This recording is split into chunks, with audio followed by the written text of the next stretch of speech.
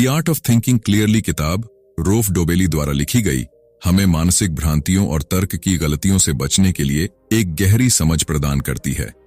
यह किताब जो मानसिक विकृतियों कॉग्निटिव बायसेस की पहचान करने और उनसे बचने के लिए मार्गदर्शन करती है, न केवल एक व्यक्ति की सोच को स्पष्ट और मजबूत बनाती है, बल्कि जीवन के निर्णय लेने की प्रक्रिया को भी सुधारती है। डोबेली ने इस पुस्तक में लगभग 99 मानसिक विकृतियों के बारे में चर्चा की है, जो हमें अपनी सोच और निर्णयों में भ्रमित कर सकती हैं। इस वीडियो में हम डोबेली की किताब को एक कहानी के रूप में प्रेजेंटेड करेंगे, जो दिखाएगी कि कैसे हम इन मानसिक विकृतियों से प्रभावित होते हैं और हम उन्हें कैसे पहचान सकते हैं, ताकि हम अपनी सोच को साफ और प्रभावी बना सकें। राजू एक छोटे से शहर का युवा लड़का था, जो हमेशा अपने फैसलों को लेकर संदेह में रहता था। उसे लगता था कि वह सही तरीके से निर्णय नहीं ले पाता, चाहे वह पढ़ाई से संबंधित हो, करियर से या व्यक्तिगत जीवन से जुड़े हों। राजू के मन में हमेशा यह सवाल चलता रहता था कि क्या मैंने सही निर्णय लिया।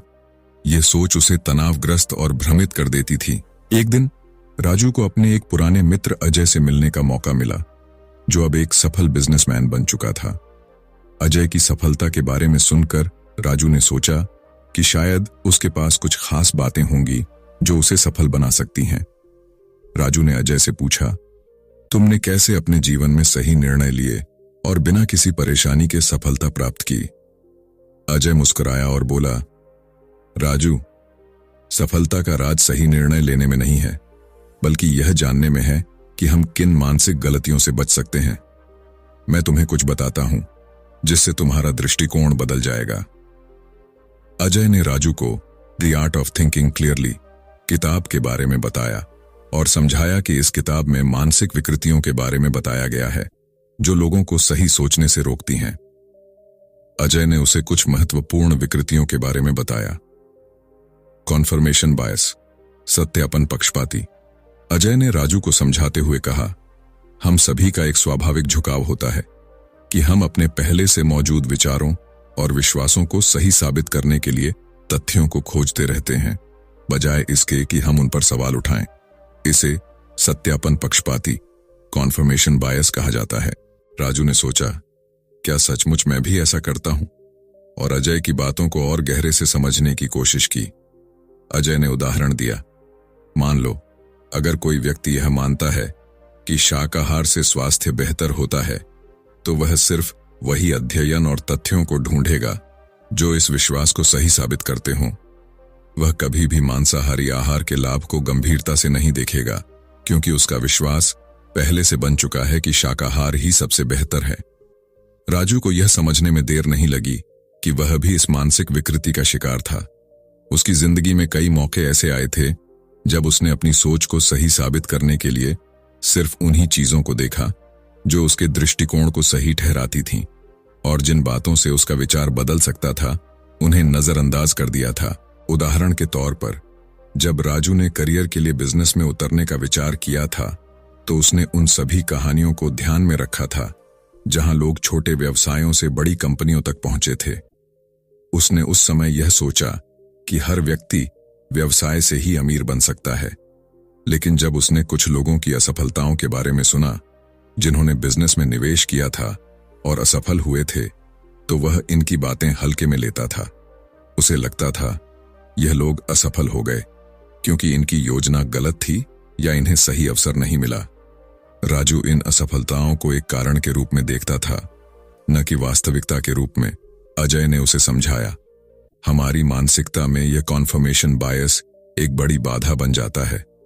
हम वही देखते हैं और सुनते हैं जो हमारे पहले से स्थापित विश्वासों को मजबूत करते हैं, और जब हम नए दृष्टिकोणों को अनदेखा करते हैं, तो हम एक संकीर्ण सोच अपनाते हैं जो हमें सही निर्णय लेने से रोकती है। राजू ने महसूस किया कि यह केवल उसके व्यक्तिगत जीवन में ही नहीं, बल्कि रोजमर्रा की जिंदगी में भी होता है। जैसे अगर वह किसी विशेष ब्रांड की घड़ी खरीदना चाहता था, तो वह सिर्फ उन लोगों की राय सुनता था जिन्होंने उस ब्रांड के बारे में सकारात्मक बातें की थीं। वह उन आलोचनाओं को नजरअंदाज कर देता था जो उस ब्रांड के बारे में नकारात्मक थी। यही सत्यापन पक्षपाती था। जो उसकी सोच को सीमित कर रहा था और सही निर्णय लेने में बाधा डाल रहा था। अजय ने कहा, यह मानसिक विकृति सिर्फ व्यक्तिगत निर्णयों तक सीमित नहीं है। इसका प्रभाव राजनीति, समाज और रिश्तों पर भी पड़ता है। जब हम किसी विशेष राजनीतिक विचारधारा या धर्म से जुड़े होते हैं, तो हम वही समाचार और जानकारी पढ़ते हैं जो हमारी सोच को समर्थन देती है, और जो हमारे विचारों से मेल नहीं खाती, उसे हम नकार देते हैं। राजू को अब यह साफ समझ आ गया था कि कॉन्फर्मेशन बायस केवल उसके व्यक्तिगत विश्वासों तक ही सीमित नहीं था, बल्कि यह समाज और जीवन के अन्य पहलुओं में भी गहरी पैठ बना चुका था। वह अब यह महसूस कर रहा था कि उसे अपने विचारों और विश्वासों को चुनौती देने की आवश्यकता थी, ताकि वह खुला दृष्टिकोण अपना सके और हर पक्ष को सही तरीके से समझ सके। अजय ने उसे सलाह दी, जब भी तुम किसी चीज पर विश्वास करो, तो अपनी सोच को चुनौती दो।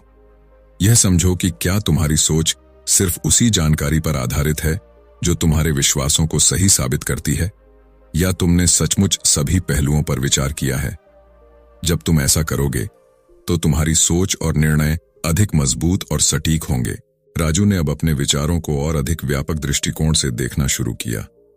उसे यह समझ आ गया था कि कॉन्फर्मेशन बायस उसे सही रास्ते से भटका सकता है, और अगर वह खुद को सही सोचने की चुनौती देता है, तो वह बेहतर निर्णय ले सकता है। एंकरिंग बायस। अजय ने राजू को समझाया, जब हमें कोई जानकारी मिलती है तो हम अक्सर उसी जानकारी के आधार पर अपने निर्णय बनाते हैं, भले ही वह जानकारी पूरी तरह से सही ना हो। इसे एंकरिंग बायस कहते हैं। वह आगे कहने लगा, मान लो तुम कार खरीदने जा रहे हो।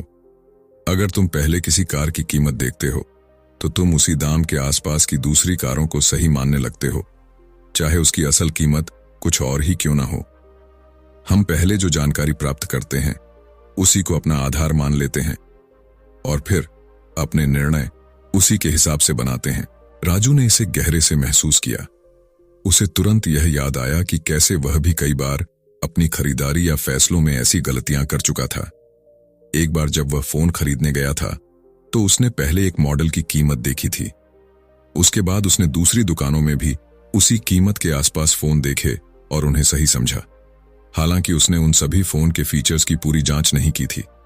सिर्फ पहली कीमत को देखकर उसने बाकी सभी चीजों को भी उसी पैमाने पर आंक लिया। उसे लगता था कि जो कीमत पहले देखी थी वही सही होगी, और बाकी फोन उसी कीमत के आसपास ही सही होंगे। अजय ने समझाया, यह लंगर लगाना पक्षपाती एंकरिंग बायस का प्रभाव था। जब हम किसी चीज के बारे में पहली बार कुछ जानकारी प्राप्त करते हैं, तो हमारा दिमाग उसे एक लंगर की तरह पकड़ लेता है, और फिर हम अपनी सभी भविष्यवाणियां और निर्णय उसी जानकारी के आधार पर करने लगते हैं। उदाहरण के लिए, यदि तुम किसी गहने की कीमत को पहले 5,000 रुपये मानते हो और फिर तुम 7,000 रुपये के गहने को देखते हो, तो तुम सोचोगे कि 7,000 रुपये का गहना तो महंगा है। लेकिन अगर तुमने पहले गहने की असल कीमत की पूरी जानकारी ली होती, तो शायद तुम इसे सही मूल्य पर आंकते। राजू ने महसूस किया कि वह हमेशा अपने निर्णयों में पहली जानकारी के प्रभाव में आ जाता था, चाहे वह निर्णय किसी भी प्रकार का हो। इस मानसिक पक्षपाती ने उसे कभी पूरी जानकारी इकट्ठा करने का अवसर नहीं दिया, और वह अक्सर अपनी पसंद या निर्णय को पहली जानकारी के आधार पर ही सही समझता था। उदाहरण के रूप में, जब राजू अपने नए घर के लिए खरीदारी कर रहा था, तो उसने एक रियल एस्टेट एजेंट से घर की कीमत के बारे में सुना था। एजेंट ने उसे बताया था कि एक विशेष क्षेत्र में घर की कीमत 40 लाख रुपए से शुरू होती है। उस जानकारी के बाद राजू ने यह सोच लिया कि उस क्षेत्र में सभी घरों की कीमत लगभग उतनी ही होगी। लेकिन जब उसने और अधिक शोध किया और विभिन्न घरों को देखा, तो उसे पता चला कि कुछ घर उन कीमतों से कहीं सस्ते थे, क्योंकि उनका स्थान या आकार अलग था। लेकिन पहले मिली जानकारी ने उसे प्रभावित किया था, और वह ज्यादा विकल्पों पर विचार नहीं कर पाया था। अजय ने कहा, तुम देखो, जब हम पहले किसी चीज के बारे में कोई जानकारी प्राप्त करते हैं, तो हमारी मस्तिष्क का पहला संपर्क उसी जानकारी से होता है, और फिर हम उसी के आसपास के फैसले लेने लगते हैं। यह सही नहीं होता, क्योंकि हम पूरी जानकारी को ध्यान में नहीं रखते। सही निर्णय लेने के लिए हमें हर पहलू पर विचार करना चाहिए और किसी भी जानकारी को सिर्फ एक संदर्भ के रूप में लेना चाहिए, न कि इसे अंतिम सत्य मानना चाहिए। राजू ने अब यह समझा कि लंगर लगाना पक्षपाती उसकी सोच को सीमित करता था। वह अपनी सोच को और व्यापक बनाना चाहता था ताकि वह हर स्थिति में सही निर्णय ले सके। अजय ने उसे सलाह दी, जब भी तुम कोई महत्वपूर्ण निर्णय लो तो अपनी पहली जानकारी को खुद पर हावी होने से बचाओ। पूरी जानकारी इकट्ठा करो, तुलना करो और फिर अपनी सोच को खुला रखो। ऐसा करने से तुम बेहतर और सही निर्णय ले पाओगे। राजू ने यह ठान लिया कि वह अब हर निर्णय में अपनी सोच को और भी व्यापक रूप से देखेगा ताकि लंगर लगाना पक्षपाती उसके फैसलों को प्रभावित न कर सके। वह जानता था कि सिर्फ पहले मिले आंकड़े या जानकारी के आधार पर निर्णय लेना उसे सही दिशा में नहीं ले जा सकता। लॉस अवर्जन, हानि से डर। अजय ने राजू को समझाते हुए कहा, एक और मानसिक विकृति है जिसे लॉस अवर्जन कहते हैं। यह सिद्धांत यह कहता है कि हम लोग एक जैसे लाभ और हानि में अधिक नुकसान को महसूस करते हैं। अजय ने उदाहरण दिया, मान लो तुमने 5,000 रुपये की एक किताब खरीदी और फिर किसी कारणवश वह किताब खो जाती है। उस स्थिति में तुम्हें जो दर्द और दुहक होगा वह कहीं अधिक होगा, जबकि अगर तुमने 5,000 रुपये कमाए होते तो तुम उतनी खुशी महसूस नहीं करते। राजू ने ध्यान से सुना और फिर महसूस किया कि वह भी इस सिद्धांत का शिकार था। उसे याद आया कि जब उसने हाल ही में अपने किसी पुराने गैजेट को बेचा था तो उसे बहुत अच्छा लगा क्योंकि उसने उस पर अच्छा मुनाफा कमाया था। लेकिन जब उसने कुछ छोटे सामान खो दिए, जैसे कि अपनी पसंदीदा किताब या एक छोटी सी चीज, तो उसे बहुत दुख हुआ। वह छोटे नुकसान को बड़े नुकसान के रूप में महसूस करता था, जबकि जो लाभ उसने कमाया था वह उतना संतुष्ट नहीं कर पाया था। तुमने बिल्कुल सही कहा, राजू ने कहा। मुझे अक्सर लगता है कि जब कुछ खो जाता है तो वह बहुत बड़ा नुकसान होता है, जबकि अगर मुझे किसी चीज से फायदा होता है तो वह उतना खास नहीं लगता। अजय ने कहा, यह सिद्धांत बहुत ही सामान्य है। हम लोग हमेशा नुकसान से बचने की कोशिश करते हैं और यही कारण है कि हमें एक ही हानि अधिक महसूस होती है, जबकि उसी मूल्य का लाभ उतना आकर्षक नहीं होता। इस मानसिक विकृति के कारण हम अपने निर्णयों में अत्यधिक सतर्क हो जाते हैं क्योंकि हमें लगता है कि नुकसान हमें अधिक मानसिक कष्ट देगा। राजू ने सोचा, क्या मैं भी इस मानसिक विकृति का शिकार हूं? उसने याद किया कि जब वह किसी निवेश में मुनाफा नहीं देख पाया तो वह गहरे हताश हो गया था, जबकि जब उसके कुछ फैसलों में उसे नुकसान हुआ था तो उसे वो नुकसान बहुत ज्यादा भारी लगा। जब उसने अपने पुराने निवेशों का मूल्यांकन किया तो उसने महसूस किया कि उसे एक छोटे से नुकसान के कारण बहुत अफसोस था, जबकि अगर उसे एक ही रकम का फायदा हुआ होता तो शायद उसे उतना खुशी नहीं मिलती। अजय ने यह भी बताया, लॉस अवर्जन सिर्फ व्यक्तिगत मामलों में ही नहीं बल्कि बड़े पैमाने पर भी काम करता है। जैसे जब लोग शेयर बाजार में निवेश करते हैं तो वे अपने निवेश को नुकसान में देखकर जल्दी बेचने का फैसला लेते हैं, जबकि अगर वे इस मानसिक विकृति से मुक्त होते तो वे लंबे समय तक अपने निवेशों को बनाए रखते। राजू को अब यह समझ आ गया था कि लॉस अवर्जन उसकी सोच और फैसलों पर गहरा प्रभाव डालता था। वह अक्सर छोटे नुकसान को लेकर बहुत घबराया करता था, लेकिन बड़े लाभों को लेकर उतना उत्साहित नहीं होता था। वह यह भी जानता था कि यह मानसिक विकृति उसे न केवल व्यक्तिगत जीवन में बल्कि वित्तीय निर्णयों में भी सही तरीके से सोचने से रोक सकती थी। अजय ने राजू को सलाह दी, हमें हमेशा अपने नुकसान और लाभ को संतुलित तरीके से देखना चाहिए। हमें यह समझना चाहिए कि जीवन में हानि और लाभ दोनों आते हैं और हमें कभी भी हानि से डरकर अपने फैसले नहीं बदलने चाहिए। सही दृष्टिकोण रखने से हम सही निर्णय ले सकते हैं। राजू ने यह ठान लिया कि वह अब लॉस अवर्जन के प्रभाव से बचने के लिए अपने निर्णयों को और अधिक तर्कसंगत तरीके से लेगा। उसने यह सीखा कि उसे किसी भी छोटे नुकसान से घबराए बिना जीवन के हर पहलू में संतुलन बनाकर अपने फैसले लेने चाहिए। अवेलेबिलिटी बायस। अजय और राजू बैठे हुए थे जब अजय ने राजू को एक और मानसिक विकृति के बारे में बताया। जब हम किसी चीज के बारे में अधिक सोचते हैं या बार बार सुनते हैं तो वह हमें अधिक सामान्य और महत्वपूर्ण लगने लगती है। इसे अवेलेबिलिटी बायस कहते हैं। अजय ने उदाहरण देते हुए कहा, मान लो अगर किसी ने तुम्हें बताया कि फ्लाइट दुर्घटनाएं बढ़ रही हैं, तो तुम फ्लाइट से डरने लगोगे, जबकि वास्तविकता में हवाई यात्रा सबसे सुरक्षित होती है। ऐसा इसलिए होता है क्योंकि जब हम किसी घटना के बारे में बार बार सुनते हैं या वह हमारे सामने आती है, तो हमारी मानसिकता उसे एक सामान्य और सामान्य जोखिम मानने लगती है, भले ही उसका सच से कोई लेना देना ना हो। राजू ने ध्यान से सुना और तुरंत महसूस किया कि वह खुद इस मेंटल बायस्ड का शिकार था। उसे याद आया कि कुछ दिन पहले उसने टीवी पर एक रिपोर्ट देखी थी जिसमें यह बताया गया था कि सड़क दुर्घटनाएं बढ़ रही हैं। अगले दिन वह कार चला रहा था और उसे हर मोड़ पर दुर्घटना का डर लग रहा था। वह सोचने लगा कि क्या सचमुच सड़क पर खतरा बढ़ गया है? क्या उसे अपनी यात्रा में कोई नया जोखिम महसूस हो रहा है? राजू ने अजय से कहा, यह तो सही है। मैंने भी कभी कभी अपनी सोच को सिर्फ उन घटनाओं के आधार पर तय किया है जो मैंने हाल ही में सुनी या देखी थीं। उदाहरण के लिए, मुझे याद है जब एक बार मैंने टीवी पर सुना था कि किसी मशहूर अभिनेता को दिल का दौरा पड़ा, और फिर मुझे भी हर बार थोड़ा सा सीने में दर्द महसूस होता था, तो मैं तुरंत सोचता था कि मुझे भी दिल का दौरा पड़ने वाला है। हालांकि यह केवल एक संयोग था और असल में वह कोई खतरा नहीं था। अजय ने कहा, बिल्कुल, यही तो है अवेलेबिलिटी बायस। जब हम किसी घटना के बारे में बहुत कुछ सुनते हैं, तो हमारी दिमागी क्षमता उन घटनाओं को अतिरंजित रूप में मानने लगती है। जैसे यदि हम रोज सुनते हैं कि कहीं किसी बुरी घटना का होना बढ़ रहा है, तो हम उस संभावना को अधिक सामान्य और वास्तविक मान लेते हैं। हमारी सोच और फैसले उन घटनाओं की आवृत्ति पर निर्भर करने लगते हैं, न कि उन घटनाओं के वास्तविक प्रमाण या आंकड़ों पर।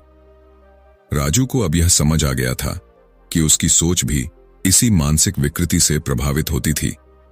उसे यह एहसास हुआ कि जो घटनाएं उसे बार बार सुनने या देखने को मिलती हैं, वह उन्हें वास्तविकता से ज्यादा सामान्य मानने लगता है। उदाहरण के लिए, जब उसने एक बार सुना था कि किसी के साथ बैंक में लूट हुई थी, तो अगले कुछ दिनों तक वह हर बार एटीएम मशीन के पास जाते हुए डरता था। यद्यपि उसने कोई बुरा अनुभव नहीं किया था, फिर भी उस घटना की चर्चा ने उसे डरा दिया था। अजय ने इसे और स्पष्ट करते हुए कहा, तुम देखो, हम जो कुछ भी सुनते हैं, देखते हैं या अनुभव करते हैं, वह हमारे मस्तिष्क में एक मेमोरी पैटर्न बना देता है। यदि हमें किसी घटना के बारे में बार बार जानकारी मिलती है, तो वह जानकारी हमारी मानसिकता पर हावी हो जाती है और हम उसे सामान्य मानने लगते हैं। उदाहरण के लिए, यदि तुम्हें लगातार यह बताया जाए कि हवाई यात्रा में दुर्घटनाएं बढ़ रही हैं, तो तुम इसे अपनी सोच का हिस्सा बना लोगे, जबकि यह वास्तविकता से बहुत दूर हो सकता है। राजू ने सोचा, अब मुझे यह समझ में आ रहा है कि क्यों मुझे कई बार घटनाओं को ज्यादा बड़ा या सामान्य मानने की आदत हो गई थी। अगर मैंने उन घटनाओं के बारे में और जानकारी ली होती या समझा होता, तो शायद मैं अपनी सोच को कुछ और तरीके से देखता। अजय ने कहा, अगर तुम अपने फैसलों और सोच को और अधिक तर्क संगत बनाना चाहते हो, तो तुम्हें इस मेंटली बायस्ड से बचना होगा। तुम्हें उन घटनाओं को संयोग के रूप में देखना होगा, न कि उन्हें सामान्य मानकर किसी खतरनाक रूप में स्वीकार करना होगा। हर घटना का एक संदर्भ होता है और हमें उसे उसी संदर्भ में देखना चाहिए। राजू ने यह तय किया कि वह अब अपनी सोच को अधिक खुले और तर्क संगत तरीके से देखेगा और सिर्फ उन घटनाओं पर आधारित नहीं करेगा जिन्हें उसने हाल ही में सुना या देखा। उसने यह महसूस किया कि अवेलेबिलिटी बायस से बचने के लिए उसे हर स्थिति को और अधिक विश्लेषणात्मक दृष्टिकोण से देखना होगा, न कि सिर्फ उसे सामान्य घटना के रूप में मानकर डरना होगा। अजय ने राजू को मानसिक विकृतियों से बचने का तरीका बताते हुए कहा, जब भी तुम कोई निर्णय लो, तो पहले अपनी सोच पर सवाल उठाओ। सोचो, क्या तुम किसी मेंटल डिसऑर्डर से प्रभावित तो नहीं हो? क्या तुम्हारी सोच सही तथ्यों और तर्कों पर आधारित है या केवल विश्वासों और पूर्वाग्रहों पर? अजय की बातें राजू के मन में गहरी उतर गईं। राजू ने सोचा, क्या मैं सचमुच अपनी सोच में कहीं कोई विकृति तो नहीं ला रहा? वह अक्सर अपने निर्णयों को जल्दी और बिना पूरी जानकारी के लेता था। अब उसे समझ में आ रहा था कि उसकी पुरानी आदतें उसे गलत निर्णयों की ओर ले जाती थीं। उदाहरण के लिए, जब वह खरीदारी करता था तो अक्सर वह अपनी पहली धारणा के आधार पर चीजों का मूल्यांकन करता था, बिना अन्य विकल्पों और तथ्यों को देखे। अजय की सलाह ने उसे सोचने पर मजबूर किया। उसने यह तय किया कि अब वह किसी भी निर्णय से पहले अपनी सोच का पुनर्मूल्यांकन करेगा। क्या मैं अपनी सोच को सिर्फ उपलब्ध जानकारी और पूर्वाग्रहों के आधार पर बना रहा हूं? यह सवाल उसने अपने दिमाग में बार बार दोहराया। राजू ने अपने जीवन में छोटे छोटे बदलाव करने शुरू किए। जब भी वह किसी नई जानकारी को सुनता या किसी निर्णय के करीब आता, तो वह पहले यह सोचता कि क्या वह किसी मानसिक विकार के प्रभाव में तो नहीं आ रहा। इस तरह उसने अपनी सोच को साफ और स्पष्ट रखना शुरू किया। उसने नए विचारों को अपनाना शुरू किया और अपने पुराने विश्वासों और विचारों को चुनौती देना शुरू किया। धीरे धीरे राजू ने महसूस किया कि यह मेंटल डिसऑर्डर से बचने का तरीका उसे न केवल सही निर्णय लेने में मदद कर रहा था, बल्कि उसकी जीवन की दिशा भी बदलने लगा। अब वह पहले से ज्यादा संतुलित और तर्क संगत सोचने लगा था और मेंटल डिसऑर्डर से बचते हुए अच्छे निर्णय लेने में सक्षम था। The art of thinking clearly किताब ने राजू की जिंदगी को एक नई दिशा दी। उसने समझा कि मेंटल डिसऑर्डर्स केवल उसकी सोच को ही नहीं, बल्कि उसके पूरे जीवन को प्रभावित करती थीं। पहले वह बिना सोचे समझे निर्णय लेता था और अक्सर अपनी सोच में पूर्वाग्रहों और पक्षपात से घिरा रहता था। लेकिन अब उसने अपनी सोच को साफ और तार्किक बनाने की दिशा में कदम बढ़ाए। राजू ने यह समझा कि तर्क और तथ्य ही सही निर्णय लेने के आधार हैं, न कि केवल अनुभव या पूर्व धारणाएं। अब वह हर स्थिति में अपने विचारों को चुनौती देता था और नए दृष्टिकोण अपनाने के लिए तैयार था। इस कहानी के माध्यम से यह स्पष्ट होता है कि अगर हम अपनी सोच को सुधारें और मेंटल डिसऑर्डर्स से बचें, तो हम अपनी जिंदगी में बेहतर फैसले ले सकते हैं। साफ सोच केवल एक कला नहीं, बल्कि एक शक्ति है जो हमें सही दिशा में जीवन की यात्रा पर ले जाती है। सही सोच और निर्णय न केवल जीवन को बेहतर बनाते हैं, बल्कि हमें अपने लक्ष्य की ओर भी सही तरीके से आगे बढ़ाते हैं। अगर आपको यह वीडियो पसंद आया हो तो इसे लाइक और शेयर जरूर करें, और यदि आपने अभी तक हमारे चैनल को सब्सक्राइब नहीं किया है तो अभी सब्सक्राइब करें, ताकि ऐसे और किताबों के समरी आपको मिलते रहें। आपसे फिर मिलेंगे एक नई किताब के समरी के साथ।